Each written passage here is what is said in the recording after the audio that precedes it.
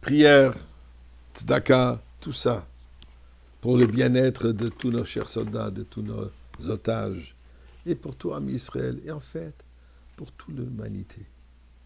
Il est temps que toute l'humanité sorte de la souffrance. Souffrance physique, souffrance politique, souffrance financière, souffrance morale.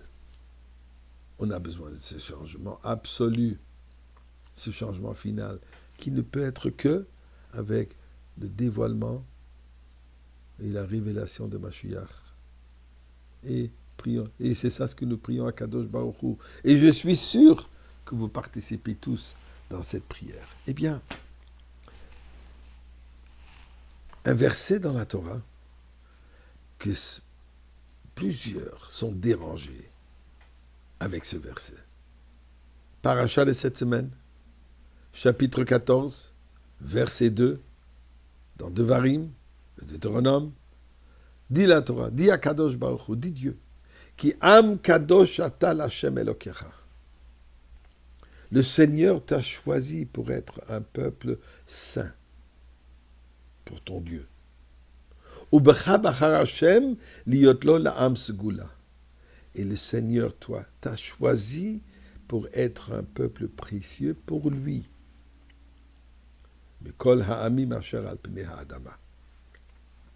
Eh bien, peuple choisi.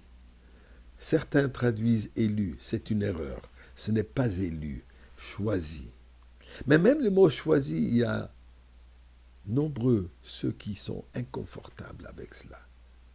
Et j'ai vu un très bel petit article en anglais, qui a été traduit en français, par le rabbin Aramos.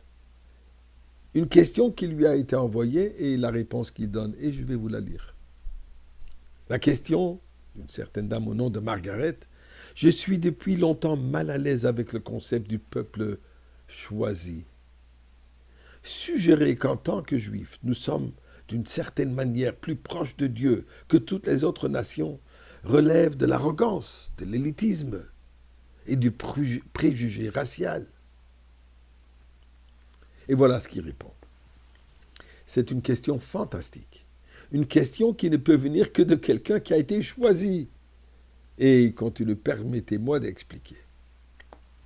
Selon la conception juive, le fait d'être choisi ne conduit pas à l'arrogance, mais plutôt à l'humilité.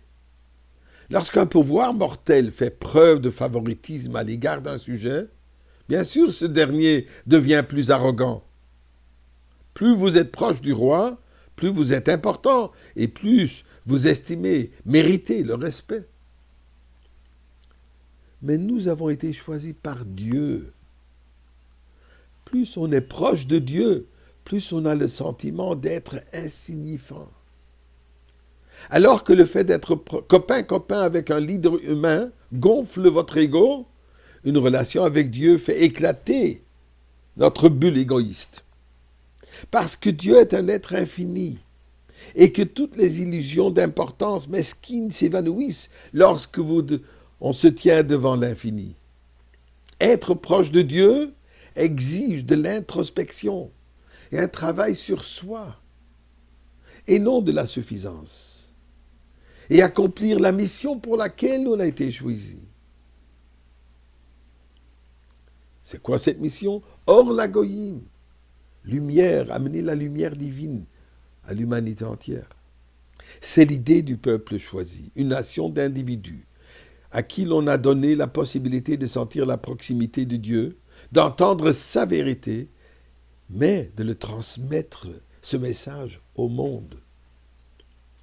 Tous s'accordent à dire que ce sont les Juifs qui ont introduit dans le monde le monothéisme et un système d'éthique et de morale qui a façonné la vision moderne de la vie et de son but. Et c'est la survie du judaïsme jusqu'à aujourd'hui qui atteste de la valeur éternelle de ce système. Toute personne, quelle que soit son origine ethnique, peut se convertir au judaïsme et devenir choisi. L'élection juive n'est pas un gène, c'est un état d'âme.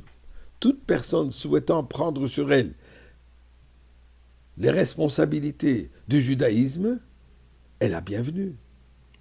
La personne arrogante n'agit pas en tant qu'élu, que choisi. Le véritable test de l'élection est l'humilité.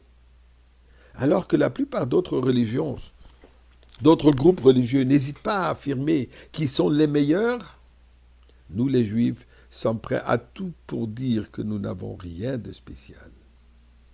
Et voilà, c'est ce que j'appelle, dit le Rabbin Moss, le peuple choisi. Akadosh Baruch Hu, fasse qu'on reconnaisse toute cette réalité, cette vérité. Et là, nous allons tous nous retrouver au sein du Beth Amikdash avec Mashiach.